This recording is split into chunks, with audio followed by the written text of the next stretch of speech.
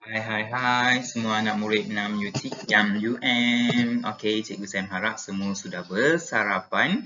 Dan kalau yang belum bersarapan lagi, lepas kelas Cikgu Sam cepat pergi makan sarapan. Okey, sebab sarapan tu sangat penting untuk kamu kekal bertenaga sepanjang hari. Okey, untuk hari ini, Cikgu Sam akan mengulang semula tajuk perubahan keadaan jirim yang mana kita dah belajar pada tahun 5 sebelum kita memulakan tajuk kita pada tahun ini lah. Kita akan mulakan dengan tajuk mikroorganisma. Tapi untuk minggu ini, kita masih lagi dalam fasa pemulihan iaitu kita ulang balik semula apa yang kita dah belajar pada tahun 5 dahulu. Okey, semua dah bersedia? Cikgu Sam akan mulakan dengan menayangkan satu video yang menarik untuk kamu semua tonton. Okey, sebelum tu Cikgu Sam nak bagi tahu dulu jirim kan, ada orang tanya apa tu jirim. Jirim ni ada 3 keadaan iaitu pepejal, cecair dan gas. Okey, kalau kamu tengok susunan zarah dia, pepejal ni rapat-rapat, cecair ni adalah ruang antara satu zarah tu ada ruang, dan gas pula ruangnya sangat berjauhan. Jadi gas ni boleh bergerak bebas macam udara kita kan. Kan kita tak rasa bila kita sekarang ni udara di sekeliling kita, tapi bila kita lalu kat dia, zarah-zarah tu boleh bergerak bebas. So kita tak rasalah sangat. Begitu juga dengan cecair, kita boleh jalan dalam air tanpa kita ada rintangan, tapi kita masih boleh berjalan di dalam air. Tetapi pepejal tak boleh lah. Macam dinding kan, kamu tak boleh melalui dinding sebab zarahnya sangat rapat. Okey. Sebelum kita masuk kepada perubahan keadaan jirim, Cikgu Sam nak tayangkan video. Okey. Tonton bersama-sama.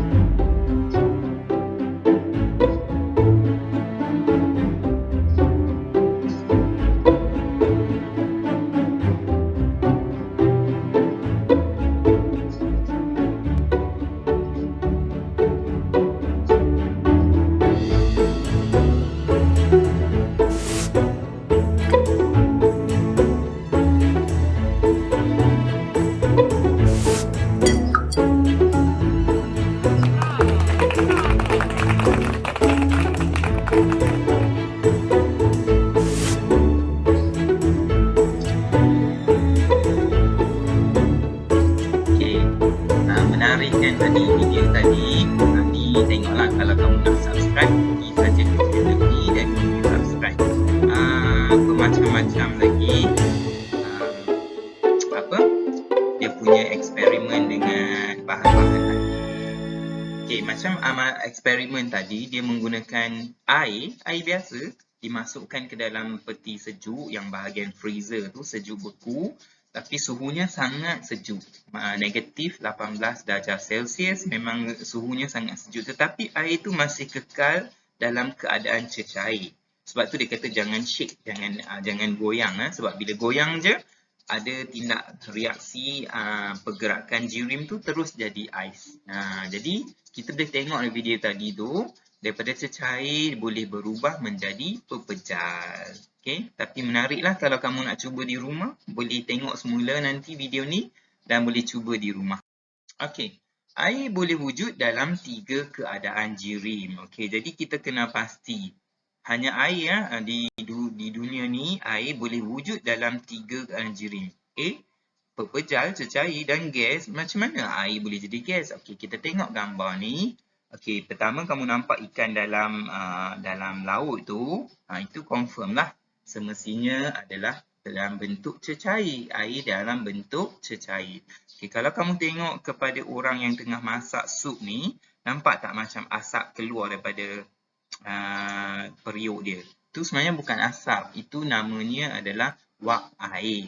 Bila kita masak ataupun kita didik air, air itu telah berubah menjadi wap air. Wap air ini sebenarnya air tapi dalam keadaan gas. Okay. Seterusnya kamu tengok igloo. Nampak tak rumah igloo ni diperbuat daripada ais kan?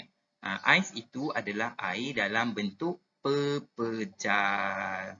Jadi ni ais ni ais yang mereka duduk atas ais ni pun adalah dalam keadaan pepejal. Jadi air ni memang hebatlah, boleh wujud dalam 3 keadaan. Bayangkan kalau manusia macam Cikgu Sam ni boleh cair jadi cecair, senang Cikgu Sam nak menjala, nak pergi ke mana-mana kan, ataupun Cikgu Sam boleh jadi gas, hilang macam jin. Tapi manusia tak boleh sebab kita dalam keadaan pepejal. Okey, seterusnya kita nak tengok perubahan keadaan jirim. Ada berapa perubahan ni? Okey, ada 1, 2, 3 dan slide seterusnya ada lagi 2. So, ada 5 perubahan keadaan jirim. Okey, yang pertama, kondensasi. Pertama, dia kata proses kondensasi di mana gas menjadi cecair dan dia kehilangan haba. Okey, ni proses kondensasi. Pernah tak kamu ambil keluar botol Coca-Cola ke, botol minuman ke dalam peti sejuk, lepas tu bila kita letak atas meja, tiba-tiba ada titisan air kat luar ni. Jadi titisan air kat luar ni sebenarnya adalah wap udara telah bertembung dengan permukaan botol yang sejuk. Jadi udara tu, wap air telah bertukar menjadi cecair. Gas bertukar menjadi cecair. Okey, proses kedua pula, proses penyejatan. Cecair menerima haba dan bertukar menjadi gas. Cecair telah bertukar menjadi gas. Okey, ni Cikgu Sam bagi gambar lopak air. Pernah tengok kan lopak air? Okey, waktu pagi airnya banyak, tapi bila waktu tengah hari air dia tinggal sikit ataupun air itu dah kering sepenuhnya. Ini adalah proses penyejatan. Melibatkan api tak? Melibatkan api tak? Tak perlukan api sebab proses penyejatan ini berlaku secara semula jadi pada sebarang suhu.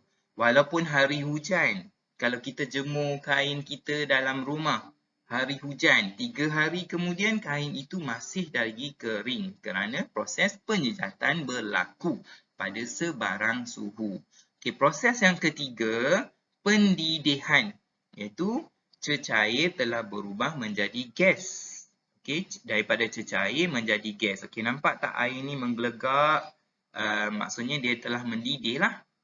Bila mendidih, air itu akan menjadi wap air dalam keadaan gas. Pernah tengok kan kalau kamu jerang air, didihkan air itu keluar macam asap. Asap itu bukan asap, itu adalah wap air dalam keadaan gas. Okey, dia menerima haba.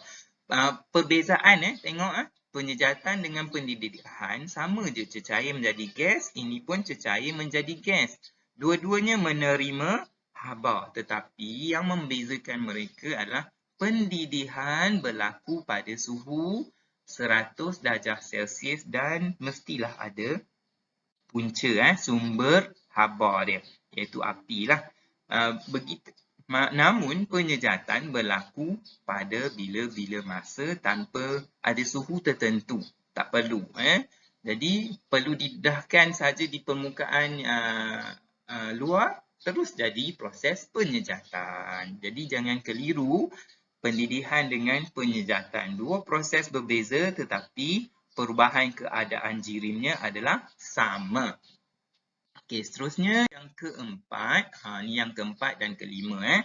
Okey, kamu tengok yang keempat, proses peleburan di mana pepejal telah bertukar menjadi cecair. Yang ini memang biasa kamu tengoklah, kamu dah alami iaitu tengok ais melebur.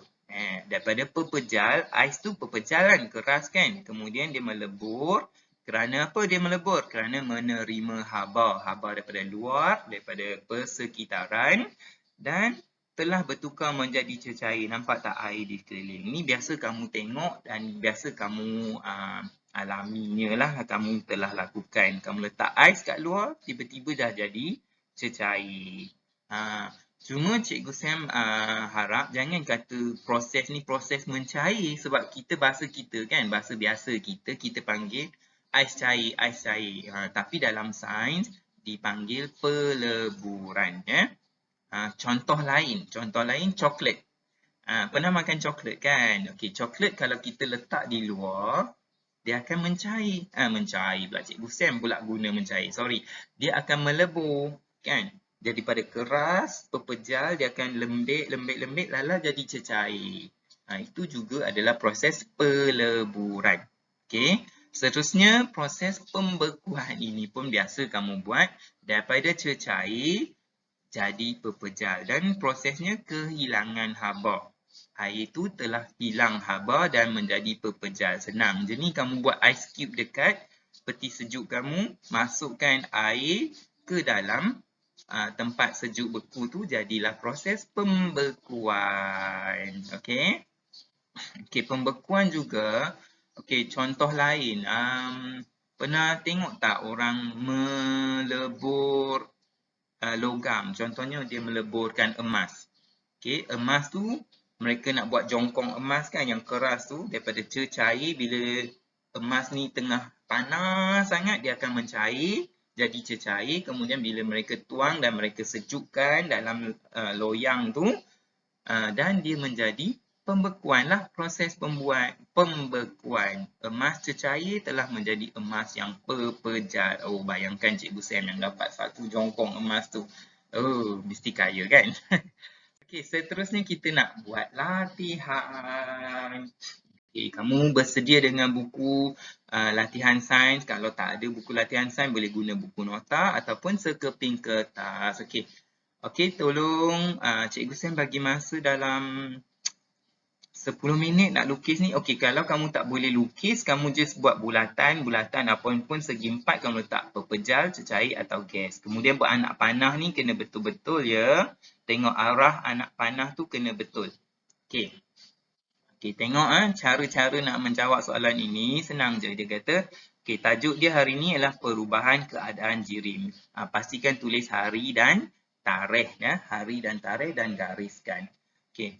Nombor 1, lengkapkan tempat kosong dengan jawapan yang betul. Okey, kalau siapa nak screenshot lah, nanti boleh buat di dalam buku nota. Ataupun tak, nanti kamu buka balik video yang Cikgu Sam upload dan kamu boleh tengok semula dan boleh pauskan video tu dan kamu boleh lukis dan jawab soalan ini dalam buku latihan sains. Okey, Cikgu Sam terang sikit.